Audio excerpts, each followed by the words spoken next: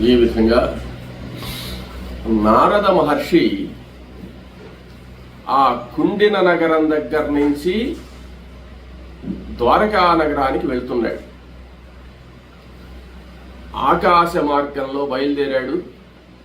ఆకాశ మార్గంలో బయలుదేరి త్వరగా వెళ్లి కృష్ణ పరమాత్మకు ఈ విషయాన్ని చెప్పాలనేటువంటి ఉద్దేశ్యంతో ఆకాశంలో వెళ్లి నేరుగా ద్వారకా నగరం దగ్గర భూమి మీదకి దిగాడనమాట. దిగి ఆ ద్వారపాలకుల వద్దకు వెళ్లి ద్వారపాలకుల చేత చెప్పంపించాడు, నేను నారద మహర్షిని వచ్చున్నాను, లోపల చెప్పండి అని. నేరుగా ఈ ద్వారపాలకులు వెళ్లి ఆ సుధర్మ సభలో ఉండేటువంటి ఈ ఉగ్రసేన మహారాజుకు కృష్ణ పరమాత్మకు వీళ్లకు అక్కడ వాకిట్లో నారద మహర్షి వచ్చున్నాడు, తెలియజేయమన్నాడని చెప్పగానే పరమానంద భరితులైనటువంటి ఆ ఉగ్రసేన మహారాజు, వసుదేవుడు, శ్రీకృష్ణ పరమాత్మ అందరూ కూడా లేచినటువంటి వాళ్ళై నేరుగా ఆ ద్వారం వద్దకు వీళ్లే నడిచి వచ్చారు. అంటే పెద్దవాళ్ళు వచ్చినప్పుడు సరే ప్రవేశపెట్టండి అని చెప్తారు మామూలుగా. అలా చెప్పకుండా దేవఋషి అయినటువంటి నారద మహర్షి కాబట్టి ఆయన నేరుగా కృష్ణుడు, ఉగ్రసేనుడు, వసుదేవుడు వీళ్ళందరూ కూడా లేచి వచ్చి నేరుగా ద్వారం దగ్గరికి వచ్చి నారద మహర్షికి నమస్కారం చేశారు. నారద మహర్షి పరమానంద భక్తుడైనాడు. అప్పుడు ఆయన్ను సగౌరవంగా ఆ సభలోకి తీసుకెళ్లి కృష్ణ పరమాత్మ అర్ఘ్యపాద్యాది విధులా పూజించాడు నారద మహర్షిని. నారద మహర్షి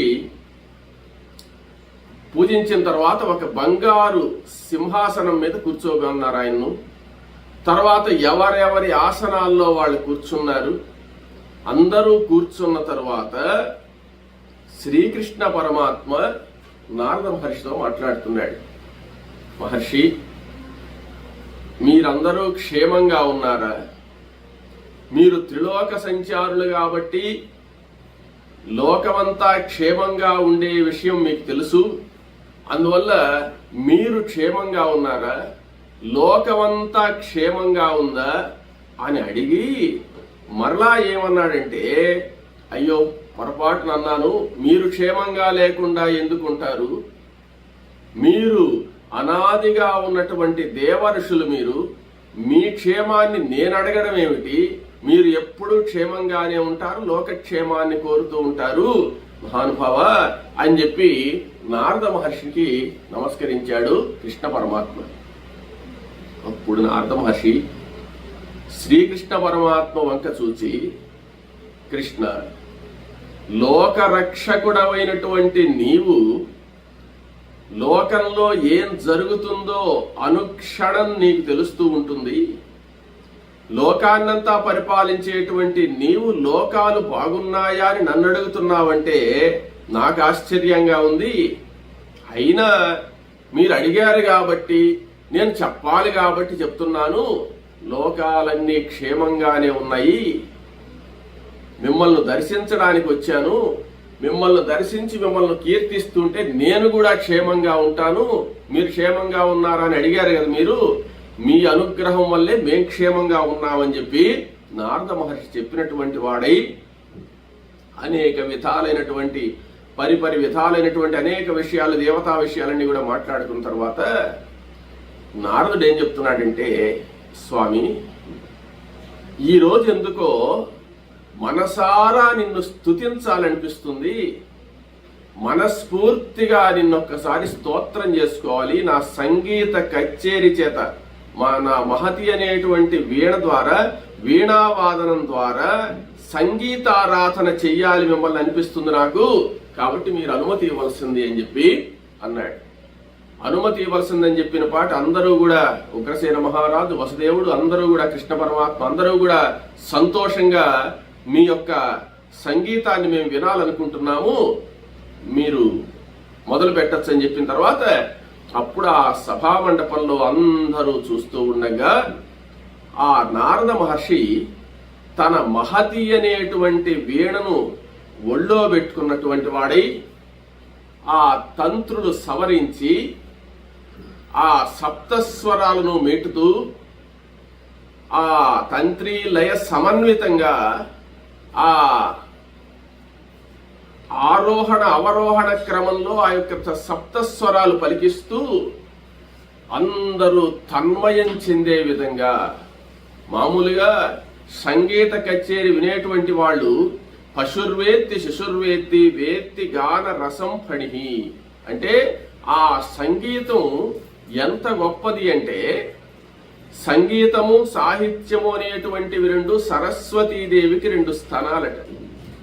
ఒక స్థానంలో నుంచి వచ్చేటువంటి ఆ మధురామృతం సంగీతం అయితే, ఒక స్థానంలో నుంచి వచ్చేటువంటి మధురామృతం సాహిత్యం అన్నమాట. కాబట్టి ఈ సంగీత సాహిత్యాలు రెండు కలిసి మహాపండితుడైనటువంటి బ్రహ్మదేవుడి యొక్క మానస పుత్రుడైనటువంటి ఆ యొక్క నారద మహర్షి అక్కడ సంగీత గానాన్ని చేస్తూ ఉంటే అందరూ తన్మయులైపోయి వింటున్నారు. మొట్టమొదట ఆయన ఆ యొక్క వీణను సవరించుకున్నటువంటి వాడై చక్కనైనటువంటి శృతితో ఆ శ్రీ మహావిష్ణువు యొక్క మత్స్యావతార ఘట్టాన్ని ఆలపించాడు. ఆ మత్స్యావతార ఘట్టాన్ని ఆలపిస్తూ ఉంటే వాళ్ళు ఎక్కడ ఉన్నావు, అసలు ద్వారకా నగరంలో ఉన్నావా దివ్యలోకంలో ఉన్నావా అనే విధంగా తన్మయత్వం చెంది వింటున్నారు అందరూ కూడా. అంత మధురంగా ఆ గాత్రంతో ఆయన స్తోత్రం చేస్తూ ఆ వీణతో మహతి వీణతో కలిసినటువంటి ఆ వీణానాదం చేస్తున్నాడు, ఇటు గాత్రంతో పాడుతున్నాడు అనమాట. ఆ విధంగా స్తోత్రం చేశాడు. మత్స్యావతారాన్ని, కూర్మావతారాన్ని, వరాహావతారము, తర్వాత నరసింహావతారము, వామనావతారము, పరశురామావతారము, రామావతారము, ఇటువంటి అవతారాలన్నిటినీ కూడా ఆయన యొక్క దివ్యమైనటువంటి స్వరూపాన్ని, అందమైనటువంటి స్వరూపాన్ని వర్ణించడమే కాకుండా ఆయన చేసినటువంటి వీరోచిత కృత్యాలన్నింటినీ కూడా ఆలపిస్తూ బ్రహ్మాండంగా అందరూ మైమర్చిపోయే విధంగా ఆలపించాడు. తరువాత కృష్ణావతారానికి వచ్చాడు. కృష్ణావతారంలో ఆయన అవతరించిన దగ్గర నుంచి ఆయన యొక్క బాల్య క్రీడలన్నీ కూడా ఆ యొక్క సంగీతంలో పలికించాడు. ఆ బాల్య క్రీడలు పోతనాపహరణం, పోతనను సంహరించడం, ధేనుకాసుర సంహారం, శకటాసుర సంహారం, గోవర్ధన గిరిధారణ, తర్వాత అనేకమైనటువంటి ఆ చాణూర ముష్టికులను సంహరించడం, కోలయాపీయడం యొక్క వధ, తర్వాత ఆ కంసవధ, అనేకమైనటువంటి ఈ చేసినటువంటి కృష్ణ బలరాములు చేసినటువంటి ఆ బాల్య చేష్టలు కావచ్చు, శత్రు వధ కావచ్చు, ఆ యమలార్జున పంచనాది మహా కృత్యాలన్నీ కూడా ఆ కాళీయ పని మీద ఆయన నృత్యం చేయడం, ఇదంతా కూడా కనులకు కట్టినట్టుగా ఆయన మహా ఆనంద పరవశుడైపోయి ఆ నారద మహర్షి ఆయన్ను గానం చేశాట. ఆ గానం చేస్తే ఆ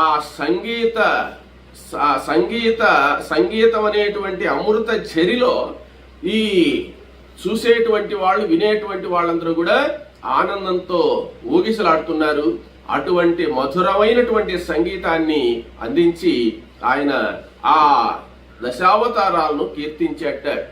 అందువల్లే మనం ఏదైనా సంగీతాన్ని ఆలపించినా, పాట పాడినా, పద్యం పాడినా ఎందుకయ్యా అంటే ఆ భగవంతుడి యొక్క అనుగ్రహాన్ని పొందేదానికి. ఆ రామచంద్రమూర్తి యొక్క కథను, రామాయణ గాథను కుశలవులు అయోధ్యానగరంలో రామచంద్రమూర్తి ముందు ఎలాగైతే గానం చేశారో, ఆ విధంగా ద్వారకా నగరంలో శ్రీకృష్ణ పరమాత్మ ముందు నారద మహర్షి ఆయన యొక్క లీలలన్నీ కూడా గానం చేశాడు. గానం చేసి పరమానంద భరితుడైపోయిన తర్వాత ఆ అందరూ కూడా ఆనందపడిన తర్వాత ఆ వీణను పక్కన పెట్టినటువంటి వాడై మనసారా శ్రీకృష్ణ పరమాత్మకు నమస్కారం చేసి ఇంకా అనేక విధాలైనటువంటి స్తోత్రాలు చేశాట. అప్పుడు శ్రీకృష్ణుడు పరమానంద భరితుడై, నారద, మేము చేసినటువంటి కృత్యాలు ఒక్కటి కూడా వదిలిపెట్టకుండా నువ్వు స్తోత్రం చేసావయ్యా, చాలా బాగుంది, చాలా ఆనందంగా ఉంది నాకని చెప్పి ఆ కృష్ణుడు సంతోషపడ్డాడు. అంతా సంతోషమైపోయి ఈ సంగీత కచేరీ అంతా పూర్తయిన తర్వాత కృష్ణ పరమాత్మ ఏమన్నాడంటే, నారద, మమ్మల్ని ఆనందపరిచావు, బాగానే ఉంది, నీవు వచ్చినటువంటి కారణం చెప్పలేదు. నీవేదో మాకు శుభాన్ని కలిగించేదానికే వచ్చుంటావు, మా మంచి గోరే వచ్చుంటావు, నువ్వు మాకు మంచి వార్త చెప్పడానికే వచ్చుంటావు. ఏ కోరిక మీద వచ్చావు, ఏ పని మీద వచ్చావు, ఎందుకు వచ్చావో మీరు వచ్చినటువంటి కార్యాన్ని కానీ తెలిపితే దాన్ని మేము తీర్చేదానికి సిద్ధంగా ఉన్నామని చెప్పి కృష్ణ పరమాత్మ అన్నాడు. అప్పుడు నారద మహర్షి అంటున్నాడు, కృష్ణ, ఒక శుభవార్తే చెప్పడానికి వచ్చానయ్యా నేను. ఏమంటే, నేను బయలుదేరి దక్షిణ సముద్ర తీరంలో ఉండేటువంటి గోకర్ణ క్షేత్రానికి వెళ్ళాను. గోకర్ణ క్షేత్రంలో శివుడు లింగస్వరూపంతో వెలిసి ఉన్నాడు. ఆ లింగస్వరూపంతో వెలిసినటువంటి గోకర్ణ క్షేత్రంలో శివుణ్ణి దర్శనం చేసుకుని ఆయనతో సంగీత ఆరాధన చేశాను. ఆయన్ను అక్కడ కూర్చుని నేను వీణ వాయిస్తూ అనేక విధాలుగా శివుణ్ణి స్తోత్రం చేశాను. నా సంగీతారాధన పూర్తయిన తర్వాత అక్కడి నుంచి బయలుదేరి ఉత్తర దిశగా బయలుదేరాను, హిమాలయాలకు పోదామని. ఉత్తర దిశగా బయలుదేరిపోయేటప్పుడు మధ్యలో విదర్భ దేశం వచ్చింది. ఆ విదర్భ దేశంలో కుండిన నగరం అనేటువంటి నగరం ఉంది. ఆ కుండిన నగర ప్రాంతాల్లో నేను వెళ్ళేటప్పుడు అక్కడ జరాసంధుడు మొదలైనటువంటి వాళ్ళందరూ కనపడ్డారు నాకు. ఏందబ్బా, ఇక్కడ జరాసంధుడు వీళ్ళందరూ ఉన్నారే, ఈ భీష్మక మహారాజు దగ్గరికి పోయి వస్తాం, ఏందో విశేషంగా ఉందని చెప్పి నేను ఆ కుండిన నగరాధీశుడైనటువంటి భీష్మక మహారాజు వద్దకు వెళ్ళాను. వెళ్ళిన తర్వాత భీష్మక మహారాజు నన్ను అన్ని విధాలా సత్కరించి సన్మానించి గౌరవించాడు. నారద, నీవు సమయానికి వస్తున్నావు, మంచి సమయానికే వచ్చావయ్యా, రండి అని చెప్పి నన్ను ఆహ్వానించారు. ఇంతకీ అక్కడ విశేషం ఏమిటంటే, ఆ భీష్మక మహారాజుకు ఒక కుమార్తె ఉంది, రుక్మిణి అని. ఆమె చాలా అందగత్తె. ఆ రుక్మిణిని జరాసంధాదులందరూ కూడా కలిసి శిశుపాలుడికిచ్చి పెళ్లి చేయాలని నిర్ణయించారు. ఆ శిశుపాలుడు, జరాసంధుడు వీళ్ళందరూ కూడా ఒక వర్గానికి చెందినటువంటి వాళ్ళు, స్నేహితులు. అదీగాక శిశుపాలుణ్ణి తన దత్తపుత్రుడిగా తీసుకుని పోషిస్తున్నాడు ఈ యొక్క జరాసంధుడు. అందువల్ల శిశుపాలుడికి రుక్మిణిని ఇవ్వాలని అడిగితే రుక్మిణి యొక్క అన్నైనటువంటి రుక్మి కూడా శిశుపాలుడికి ఇవ్వాలని నిర్ణయించాడు. భీష్మక మహారాజు ఇంకా ఎవరి మాట కాదనలేక దానికి సమ్మతించినట్టున్నాడు. వాళ్ళందరూ కలిసి రేపే పెళ్లి అని నిర్ణయం చేశారు. రేపు ఉదయమే పెళ్లి జరిగిపోతుంది శిశుపాలుడితోనూ. కృష్ణ, నేను ఎందుకు వచ్చానో తెలుసా ఇక్కడికి? శిశుపాలుడు నీ విరోధి కదా, మీ మేనత్త కుమారుడైనా కూడా నీ మీద ఎప్పుడు విరోధంతో ఉంటాడు. అటువంటి విరోధైనటువంటి వాడికి నిన్ను ఇష్టపడినటువంటి అమ్మాయిని ఇవ్వడం, వాడు చేసుకోపోతుంటే చూస్తూ ఎలా ఉంటావు నువ్వు? రుక్మిణి నిన్ను మనసా వాచా కర్మణ ప్రేమించున్నది. అది నీకు ఎలా తెలుసు నారదా అని అంటావేమో. నేను భీష్మక మహారాజుతో మాట్లాడి పూర్తయిన తర్వాత ఆకాశ మార్గంలో వస్తూ ఆ ఉద్యానవనం దగ్గర ఉండేటువంటి రుక్మిణిని అదృశ్య రూపంతో గమనించానయ్యా. ఆమె చాలా బాధపడుతుంది. నన్ను శిశుపాలుడికిచ్చి పెళ్లి చేస్తానంటున్నారు, కృష్ణుడు రాలేదే, కృష్ణుడిని నేను ఎలా చేరుకోవాలి, కృష్ణుడికి ఈ విషయం ఎలా తెలపాలి, ఎలా చేయాలి అని చెప్పి చాలా బాధపడుతుంది. ఆహారం తినడం లేదు, సుఖంగా శయనించడం లేదు, తలదువ్వడం లేదు, పూలు పెట్టడం లేదు, నీకోసమే నిరీక్షిస్తూ ఉంది అని చెప్పి నాకు అర్థమైంది. కాబట్టి ఎలాగైనా సరే రుక్మిణీదేవి కోరిక తీర్చాలి అని చెప్పి త్వరగా హుటాహుటిగా బయలుదేరి ద్వారకు వచ్చాను. కృష్ణ, ఇక నువ్వు ఆలస్యం చేస్తే కుదరదు. నువ్వు వెంటనే పెళ్లి కొడుకు కావాలి, పెళ్లి కొడుకు వైపు రుక్మిణీదేవి వివాహం చేసుకోవాలి. ఎటువంటి పరిస్థితుల్లో జరాసంధుడికి రుక్మిణిని ఇవ్వకూడదు అని చెప్పి ఆ శిశుపాలుడికి రుక్మిణిని ఇవ్వకూడదు. కాబట్టి ఆ జరాసంధుడి యొక్క మాట ఇంకా జరగకూడదు, జరాసంధుడు ఎలాగైనా సరే శిశుపాలుడికే చేయాలనుకుంటున్నాడు కనుక నీవు ఆ రుక్మిణిని శిశుపాలుడికి ఇవ్వనీయకుండా చేసి నీవు తీసుకుని వచ్చి నువ్వు వివాహం చేసుకోవాల్సింది అని చెప్పి ఎప్పుడైతే ఆ నారద మహర్షి చెప్పాడో, నారద మహర్షి చెప్పినటువంటి మాటలు కృష్ణుడు అంతకు ముందే రుక్మిణీదేవిని గురించి వినున్నాడు. రుక్మిణీదేవిని పెళ్లి చేసుకోవాలని మనసులో ఉంది కృష్ణుడికి. అదే విధంగా పెళ్లి ఇంకా వివాహం చేసుకుంటారని అందరి ముందర ఒప్పుకొని వివాహ సన్నాహాలు జరుగుతున్నాయి కృష్ణుడికి. ఇది సందర్భం అని చెప్పి ఇక నారద మహర్షి వచ్చి చెప్పాడు కాబట్టి ఇక ఆలస్యం చేస్తే కుదరదని చెప్పి కృష్ణుడు కూడా నిర్ణయించుకున్నాడు. నారద మహర్షి ఏమంటే, కృష్ణ నేను చెప్పేశాను విషయం అంతాను, ఇక నీ ఇష్టము, నీవు చతురంగ బలాలతో వెళతావో ఎలా వెళతావో నాకు తెలియదు, రేపు ఉదయం వివాహము, రేపు ఉదయం లోపల నువ్వు ఆ కుండిన నగరానికి వెళ్లి రుక్మిణీదేవిని పాణిగ్రహణం చేయవలసింది అని చెప్పి ఇక నేను వెళ్ళొస్తాను, నాకు చాలా వేరే పని ఉంది మళ్ళీ అని చెప్పి ఈ విషయం చెప్పేసినటువంటి వాడై నారదుడు అంతర్ధానం అయిపోయినాడు. వెంటనే కృష్ణ పరమాత్మ సాత్యకిని పిలిచి ఇక సర్వ సైన్యాలను కూడా సిద్ధం చేయండి, మనం కుండిన నగరానికి వెళ్ళాలి అని చెప్పి సిద్ధం చేస్తూ ఉన్నాడు. ఇక్కడ భాగవతంలో అగ్నిజ్యోతనుడు అనేటువంటి ఆయన్ను రుక్మిణీదేవి ఇక్కడికి పంపించినట్టుగా ఉందన్నమాట. అగ్నిజ్యోతనుడు అనేటువంటి బ్రాహ్మణుణ్ణి ఆ రుక్మిణీదేవి సందేశం ఇచ్చి పంపిస్తే ఆ సందేశం విన్న తర్వాత ఈ కృష్ణుడు బయలుదేరినట్టు. అది నిజమే, నారద మహర్షి చెప్పింది నిజమే. అది వ్రాసిన వాడు వ్యాసుడే, ఇది రాసిన వాడు వ్యాసుడే అన్నమాట.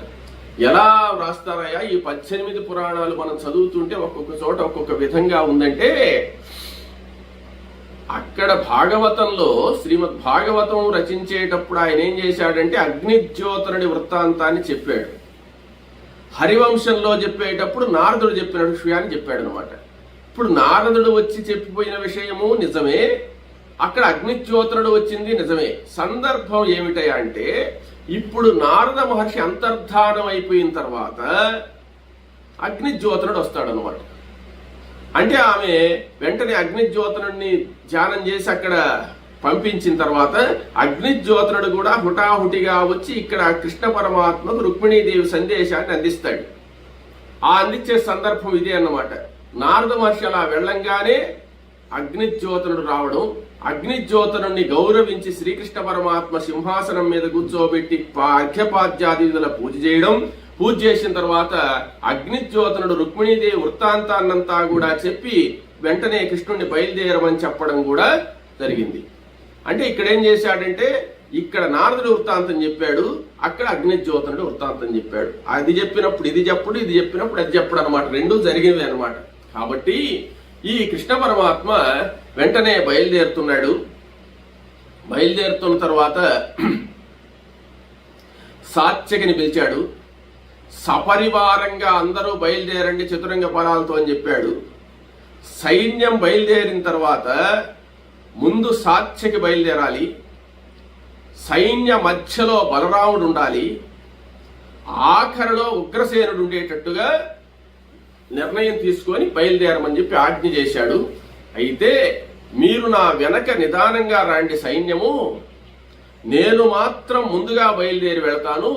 ముందుగా బయలుదేరి కుండిన నగరానికి వెళ్లి అక్కడ పరిస్థితి అంతా గమనించి అక్కడ ఎలా ఉన్నదో గమనించి, నేను రాక్షస విధానంగా వివాహం చేసుకోవాలి కాబట్టి నాకు ఇవ్వడానికి వాళ్ళెవరూ ఒప్పుకోరు కాబట్టి రుక్మిణిని నేను ఎత్తుకొని బలవంతంగా తీసుకొని రావాలి కాబట్టి నేను ఆ ప్రయత్నం అంతా ముందుగా పోయి చేస్తాను. అక్కడ ఏదన్నా గొడవలు జరిగితే యుద్ధ వాతావరణం ఏర్పడే సమయం వస్తే ఇంత లోపల మీరు వచ్చి కలుసుకోండి వెనక నేనని చెప్పేసి ముందుగా నేను పోయి అక్కడ పరిస్థితి చూస్తానని చెప్పి కృష్ణ పరమాత్మ సిద్ధమైనాడు. వీళ్ళందరూ కూడా సిద్ధం అవుతున్నారు. అప్పుడు కృష్ణుడు ఇంకా సిద్ధమవుతూ ఆయన అన్ని అలంకారాలు చేసుకున్నాడు. చేసుకుని ఎలా సిద్ధమవుతున్నాడయా అంటే, కౌస్తుభమణిని ధరించాట కంఠంలో, కుంకుమ పువ్వు ఒళ్ళంతా పూసుకున్నాడు, తర్వాత బంగారు ఛాయ కలిగినటువంటి పట్టు పీతాంబరాన్ని ధరించాడు. మెడలో వైజయంతిమాల కూడా ధరించాడు. పాంచజన్యాన్ని ధరించాడు. సుగ్రీవము, శైబ్యము, మేఘపుష్పము, వలాహకమనేటువంటి గుర్రాలను పూంచినటువంటి రథాన్ని దారుకుడు తీసుకువచ్చాడు. దారుకుడు తీసుకువచ్చిన తర్వాత కృష్ణ పరమాత్మ సిద్ధమైనటువంటి వాడై వాళ్ళ యొక్క తల్లిదండ్రులకు వసుదేవ దేవకీ దేవులకు పాద నమస్కారం చేసి వాళ్ళ ఆశీర్వచనం తీసుకుని, అదేవిధంగా ఉగ్రసేన మహారాజు యొక్క ఆశీర్వచనం తీసుకొని బయలుదేరాడు శ్రీకృష్ణ పరమాత్మ. వచ్చి రథానికి ఒక ప్రదక్షిణం చేసి రథం మీద అధిరోహించాడు. దారుకుడు రథాన్ని నడుపుతున్నాడు. శరవేగంతో, ఆ వాయువేగంతో ఆ యొక్క రథం బయలుదేరింది. వెనకనే చతురంగ బలాలతో బలరాముడు, సాత్యకి, ఉగ్రసేనుడు మొదలైనటువంటి యాదవ వీరులందరూ కూడా బయలుదేరారు. కుండిన నగరం వైపుగా వస్తూ ఉన్నారు. ఈ కుండిన నగరం వైపు వస్తున్నారు. అక్కడ ఆ రేపు ఉదయాన పెళ్లి. సాయంత్రం లోపలే కృష్ణ పరమాత్మ ఇక్కడికి వచ్చేస్తాడనమాట. అందువల్ల త్వరగా రావాలని చెప్పి బయలుదేరాడు. బయలుదేరి రాగానే సాయంత్రానికల్లా కుండిన నగర ప్రాంతానికి వచ్చేసాడు. కుండిన నగర పొలిమేరల దగ్గరకు వచ్చేసి నేరుగా భీష్మకుడి యొక్క రాజధాని వైపు, ఆ అంతఃపురం వైపుగా పోయినాడు. పోయేటప్పటికి కృష్ణుడి రాక తెలుసుకున్నటువంటి వాళ్ళై ఆ భీష్మకుడు చాలా సంతోషపడ్డాడు. చాలా సంతోషపడి ఆయన్ను గౌరవంగా ఆహ్వానించినటువంటి వాడై కృష్ణ పరమాత్మను తన యొక్క రాజ నగరంలోకి తీసుకెళ్లి అన్ని విధాల రాస మర్యాదలతో ఆయన గౌరవించి ఆయనకు చేయాల్సినటువంటి పద్ధతి ప్రకారంగా ఆయన గౌరవాలన్నీ కూడా చేసి ఆయనకు విడిది గృహాన్ని కూడా ఇచ్చాడు భీష్మకుడు. ఆ విడిది గృహం ఊరి వెలపలుండేటువంటి ప్రాంతంలో ఇచ్చారు.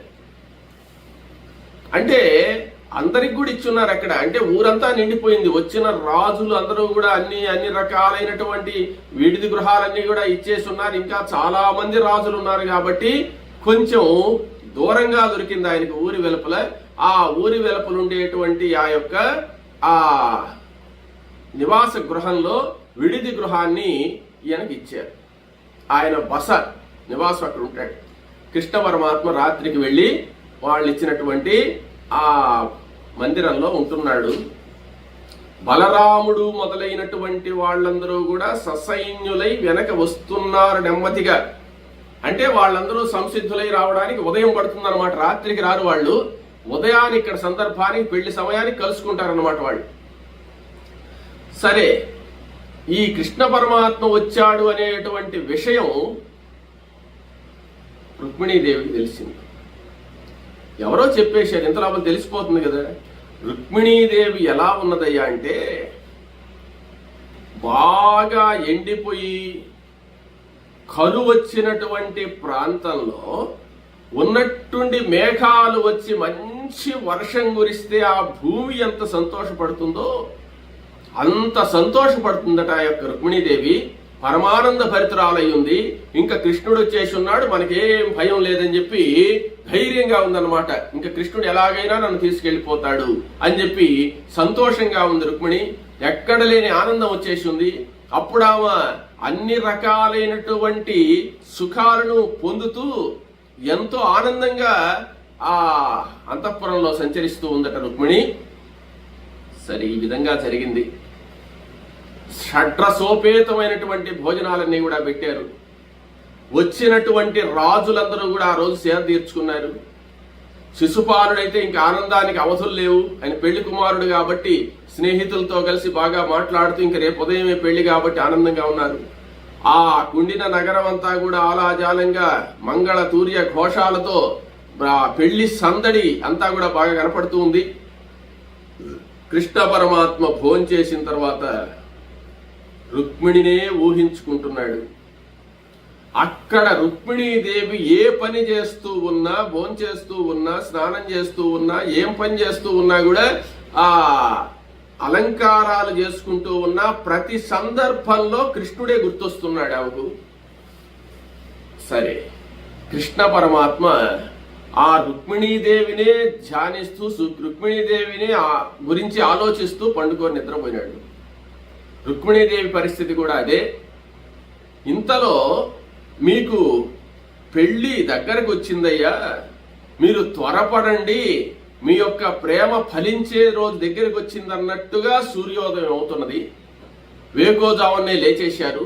వేకోజామున్నే లేచేసి కృష్ణ పరమాత్మ కాలకృత్యాలన్నీ కూడా తీర్చుకొని సంసిద్ధుడైపోయి దివ్యాంబరాలన్నీ కూడా ధరించినటువంటి వాడై పెళ్లి కొడుకు అయిపోయినాడు అక్కడ కృష్ణ పరమాత్మ.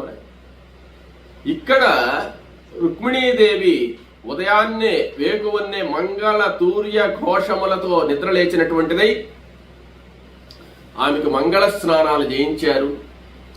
మంగళ స్నానాలు చేయించి దివ్యమైనటువంటి ఆ మనోహరమైనటువంటి ఆ యొక్క దివ్య స్నానీయాలు చేయించారు. అంటే మంచి మంచి సుగంధ ద్రవ్యాలతో కూడినటువంటి ఆ జలాలతో ఆమెకు స్నానం చేయించారు. స్నానం చేసిన తర్వాత ఆ లక్ష్మీదేవి కాబట్టి ఆమె స్నానం చేసి ఆ అగరు ధూపములతో ఆ యొక్క కేశములన్నీ కూడా ఆర్చినటువంటి వాళ్ళై ఆమెకు చేయాల్సినటువంటి అలంకారాలన్నీ కూడా పరకనున్నటువంటి యొక్క కాంతలందరూ కూడా అనేక రకాలైనటువంటి అలంకారాలతో దివ్యాంబరాలతో అలంకరించి ఆమెకు చేయవలసినటువంటి అలంకారాలన్నీ కూడా చేస్తే ఆ లక్ష్మీదేవిని అలంకరింపబడినటువంటి ఆ ఆభరణాలకు లక్ష్మీదేవి వల్ల కళొచ్చిందట. అంటే ఆభరణాల వల్ల లక్ష్మీదేవికి కళ రాలేదు, ఆమె ధరించినందువల్ల ఆభరణాలకు కళొచ్చిందట. అంత దివ్యంగా ప్రకాశిస్తూ ఉన్నది ఆ జగన్మాత. ఆ జగన్మాత అయినటువంటి ఆ రుక్మిణీదేవి అలా అలంకరించిన తర్వాత మంగళ తూర్య ఘోషములతో అక్కడ జరపాల్సినటువంటి పెళ్లి కూతుర్ని చేసుకున్నప్పుడు చేయవలసినటువంటి కార్యక్రమాలు చాలా ఉన్నాయి. ఆ పురోహితులందరూ కూడా వచ్చారు.